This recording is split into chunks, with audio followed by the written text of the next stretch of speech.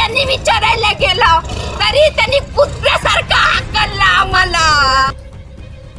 प्रेम प्रकरणातून तरुणाने लॉजमध्ये गळफास घेऊन आत्महत्या केल्याची खळबळजनक घटना घडली आहे. सोलापूर शहरातील भाग्यलक्ष्मी लॉजमध्ये एका तरुणाने गळफास घेऊन आपले जीवन संपवले. मृत तरुणाचे नाव हरीश भास्कर बंडी व 29 राहणार नीलमनगर सोलापूर असे आहे. ही घटना आज दिनांक 7 फेब्रुवारी 2026 रोजी शिवाजी महाराज चौक ते संभाजी महाराज चौक रस्त्यावरील आंबेसिटर हॉटेलजवळील भाग्यलक्ष्मी लॉज दुसऱ्या मजल्यावरील रूम क्रमांक 120 येथे सकाळी 11 वाजेच्या सुमारास उघडकीस आली. नातेवाईकांच्या माहितीनुसार हरीश बंडी यांचे एका मुलीशी प्रेमसंबंध होते.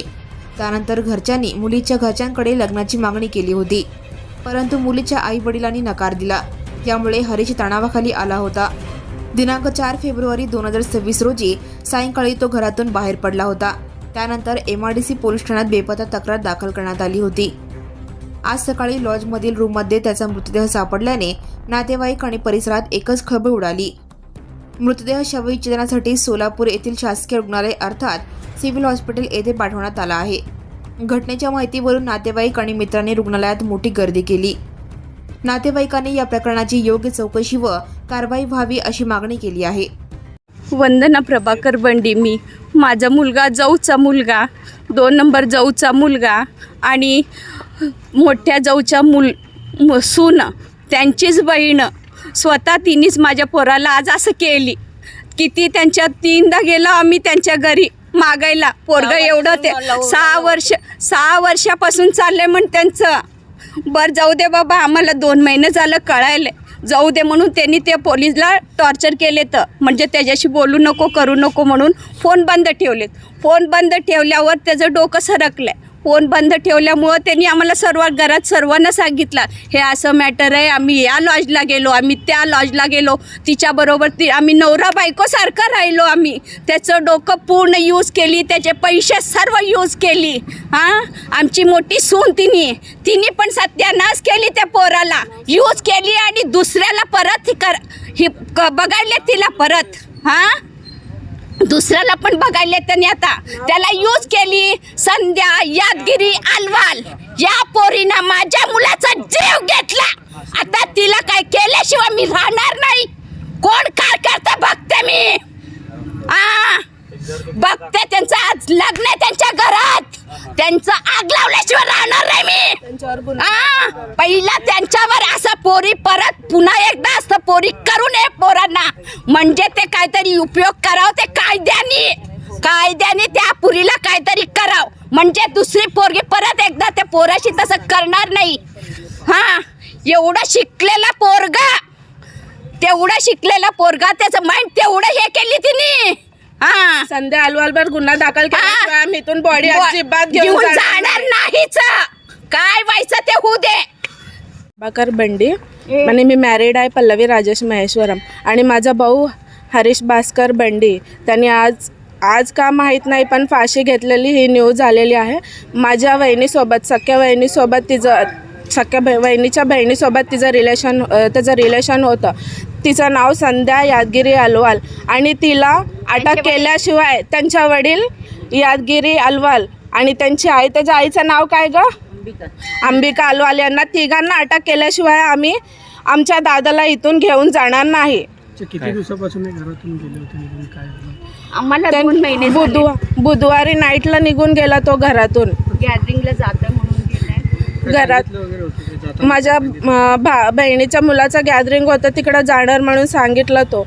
पण ॲक्च्युली घरात एक सांगितलं आणि त्यांनी गेला दुसरीकडे. आम्ही त्या रात्रीपासूनच शोध लावत आहे पण कुठंच नाही भेटला तो. आम्ही अक्कलकोटला पण फिरून आलो, पूर्ण अक्कलकोट, नाही भेटला तो आम्हाला. त्यांच्या घरी गेल्यानंतर मुलगी मागायला गेल्यानंतर त्यांनी काय म्हणाले, काय आम्ही नाही देणार एवढंच बोलले त्यांनी. 3-4 वेळा पंचांग नाही भेटलं म्हणून, पंचांग नाही जुळला म्हणून त्यांनी असं बोलले. पण ॲक्च्युली त्याची आई पण माझ्या भावासोबत फिरली त्या मुलीला घेऊन. हे सर्व आधी करताना त्यांना नाही कळालं का नाही द्यायचं आहे म्हणून त्यांना. कधी गेलो होतो त्यांच्या घरी, मंगळवारी सकाळी गेले होते त्यांच्या घरी.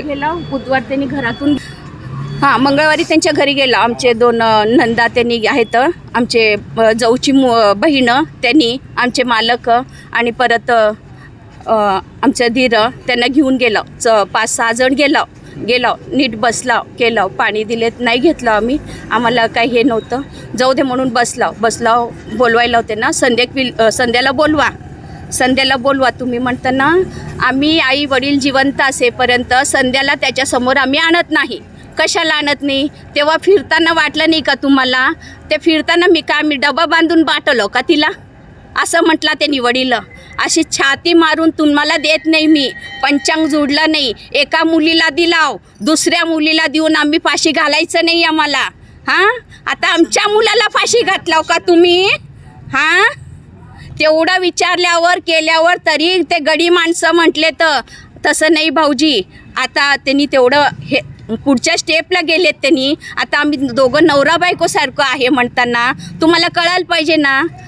आमचे मालक म्हटलेत त्याला त्यांच्या वडिलांना బావా అట్లా కాదు ఇప్పుడు నువ్వు ఆ పిల్లకి ఇస్తావు ఇచ్చినాక ఆడ ఇంటికి పోయినాక ఆ పిల్ల మంచి ఉంటుంది దానికి ఏమన్నా టార్చర్ పెట్టేసేసి ఆడ ఎట్లా ఉంటుంది ఆ విచారతోని మేము ఇవాళ మీకు అడగంకి వచ్చినాం మీకు ఇంటికి తరి నువ్వు బావ మాది విచార చేస్తలేవు ఏ పో అప్ప నడువు కదా నీకు నడు నువ్వు బయట పైలట్ నుంచి शेवट నుంచి ఒక్కటే చెప్తున్నా నీకు బయటకు నడువుन राणी तमाशा చేయకొచ్చిరా మా ఇంటికి म्हणजे मुलगा हे होत आहे जाऊ दे त्याचं डोकं हे झालं जाऊ दे बाबा पाया पण पडते म्हटले त्याच्या ए ले माक इच्छडले नी काल मोक्तन बीर बैठक कोणरी काल मोक्तन बैठक होरी कुत्र्यासारखं हाकलला त्यांनी तरी पण उभारला मी त्याच्याकडं जाऊ दे पोराचं डोकं हे होईना हो काय करता मग पाया पडलं तरी ते पोरगा जिवंत झाला असता त्याचं शेवटचं एकच इच्छा होती त्या पोरीला माझ्या समोर बसवा ते बाबा बसवलाच नाही त्यांनी असं ओढलं त्याला अरे वलू ఏ మంటలేరా వద్దురా వాళ్ళు ఏమంటలేరు వా म्हणून आमचं धीर असं ओढला तर నేనేమన్నా చేసుకుంటా నేనేమన్నా చేసుకుంటా म्हणून बसला हो. त्या दिवशी पूर्ण ते मंगळवारी डिप्रेशनमध्येच होता रात्री कधी झोपला काय माहीत नाही. परत बुधवारी सकाळी किती वाजले 10-11 वाजले 12 वाजले ते आमचे पाहुणे आले ते 11 वाजता. मी म्हटलं अरे लेव रावल सुटालो चिंडू उठ म्हटले पाहुणे आले तू उठ थोडं म्हणताना त्यांचे काका ब्लँकेट काढले तरी त्यांनी उठला नाही. परत नंतरनं 12:30ला ते जाऊन त्याला रागवून करून आंघोळ कर म्हणताना तेव्हा 12:30ला आंघोळ केला त्यांनी. 12:30ला आंघोळ करून त्यांची मम्मी जेव म्हणताना 2-4 घास काहीतरी खाल्ला बघा. 5:30ला जे शाळा सुटलं ना आमच्याकडे तिथं शाळा आहे ते शाळेचे पोरी यायले तर त्याच टायमाला त्यांनी गाडी घेऊन असं गेला. मी ते आरिशाचं ओतून ना म्हटले हां म्हटला ते आमचे जवळ होते त्यांनी हां वंदी श्रीगंधी गॅदरिंग उन्नदी कर्णिक नगर की आडकी ओतून टाकता म्हटलं बरं म्हटलं. गॅदरिंग झालं 10:30 आम्ही 9:30 वाजल्यापासून फोन करायला आमचे मालक 9:30ला केलेत उचलला 10ला 9:30ला केला 9:30ला केल्यावर गॅदरिंग लावून ना श्रीगंधी म्हटला बरं म्हटला गॅदरिंगमध्ये आहे म्हणतं जाऊ दे ते डिप्रेशनमध्ये आहे थोडं ते गाणे ते ऐकलं की थोडं हे होतं ते मन डायवर्ट होतं म्हणून बसलो आम्ही जाऊ दे गेलं तर गेलं म्हणून. परत 10 वाजता परत फोन आमच्या जावईला फोन केले हरिशाड कोचिंडा म्हणताना ले तर रालेडू वडू म्हटले रालेडू म्हणताना मग आम्हाला थोडं टेन्शनच आलं कारण डिप्रेशनमध्ये होतं पोरगं काहीतरी करेल म्हणून आम्ही तेच तरी दुपारी त्याला म्हटले होते मंगळवारी संध्याकाळी आल्यावर आमचे धीर त्यांनी सर्वजण बसलं असं नाही रे आपण दुसरी मुलगी करू तर ले मला एकटीशीच राहायचं आहे एकटीशीच होतो मी एकटीशीच राहायचं आहे मला 4 चौघं नको मी करून घेणार नाही स्पष्ट म्हटला त्यांनी. नसतं रे लोक आता किती करायलेत रे जाऊ दे म्हटले नाही ऐकलं हो पोरगा नाही ऐकला अजिबात नाही ऐकला बघा. त्यानंतर तुम्ही बेपत्ता झालेली देखील तक्रार हो ना तेच ना हो दाखल केलेला आहे बघा ते 10 वाजता केलं आम्ही आता 10-10:30 वाजले फोन उचले ना स्विच ऑफ यायलं मोबाईल स्विच ऑफ यायलं म्हणताना आम्हाला टेन्शनच आलं कारण डिप्रेशनमध्ये होता पोरगा. त्यांनी नाही म्हटले तर हां पोरगे फक्त त्याचं शेवटची एकच इच्छा होती तिच्या तोंडून मला ऐकवा फक्त तिच्या तोंडून मला ऐकवा. तिने मला प्रॉमिस केली मी तुझ्याशिवाय बाबा कोणाला करून घेत नाही म्हटली तिने. त्याच्यामुळं त्या प्रॉमिससाठी तिच्या घरापर्यंत 4 वेळा गेला आम्ही.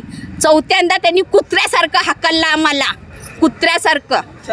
मागणी काय असणार आहे काय मागणी काय नाही, तेवढंच आमच्या त्या पोरीवर गुन्हा दाखल त्यांच्या आई वडिलावर, त्या पोरीवर परत एक ती पोरगी परत तसं करणार नाही, तसं तिने आयुष्यभर. ही पोरगीच नाही, कुठली पण पोरगी असं पोराला फसवणार नाही. हा, काय ते कायदेशीर गुन्हा करायला पाहिजे. नाहीतर मी जाते आता त्या पोरीला काय तर करून येते त्या मंडपमध्ये जाऊन. हा, लग्न आहे, त्याच्या भावाचं लग्न आहे, भावाचं लग्न आहे आज. त्याच्यामुळे बघा तिथं बसली तिने, धिंगाडा घालायली तिने. माझा पोरगा गेला इथं, कोण आणून देणार त्याला? तेवढं सांगितलं हो त्याला, जाऊ दे रे, ती नाही दुसरी रे म्हणताना बायोडेटा काढलं. पोरगीला पत्रिका पण आहे हो, आलं एक स्थळ पण आलंय, आरिशा आलंय रे मंगळवारी तिथून झाल्याबरोबर अर्ध्या तासमध्ये बायोडेटा काढलं. बुधवारी सकाळी पत्रिका पण आलंय एक. हरीशा टीचर उन्नद्रा टीचर आहे तिने, बघा किती चांगलं आहे, एवढं शिकलेली पोरगी आहे, एवढं सुंदर आहे. जाऊ दे रे, गेलं तर गेली म्हटली. खाली इथं आम्ही बोलायला, आमच्या साहेबांनी मी बोलायला, वरून ऐकायला त्यांनी, हा आमची काकू करते का काय परत दुसरं लग्न. झालं 5:30 वेळेला गेलेला, आलाच नाही. हां, आलाच नाही. 10:30ला फोन 10:30 झाले, 10:30 सव्वा काहीतरी फोन स्विच ऑफ झालं. आणि आम्ही रात्रभर हिंडतच, आमचा मुलगा, आमचे दिन कोण येईल त्यांनी सर्वजण हुडकायले तर पोरगी म्हटली, मोठे मिला सिनेमाला जातो म्हटला ना त्यांनी, जाऊ दे, 9 ते 12 गेला असेल त्यांनी, 12च्या पुढं तरी येईल म्हणून. 12 वाजले, 12:30 वाजले, 1:30 वाजले, अरे सकाळचे वाजले. हां, आज म्हणजे बघा, आम्ही परवा गुरुवारी अक्कलकोटला जाऊन फिरून आलो. ते लास्ट लोकेशन अक्कलकोटला काहीतरी दाखवलेत म्हणताना अक्कलकोट पूर्ण कार घेऊन सर्व फिरून आलो. दोघं इकडं दोघं तिकडं सर्व हिंडून आलो, बघून आलो. तिथं नाही भेटला, आलो परत घरी. परत आज काय म्हटले तर काय, आम्हाला आमचे मालक रात्रीपासून म्हणाले तर गाणगापूरला जातो. Subscribe now and press the bell icon. Never miss an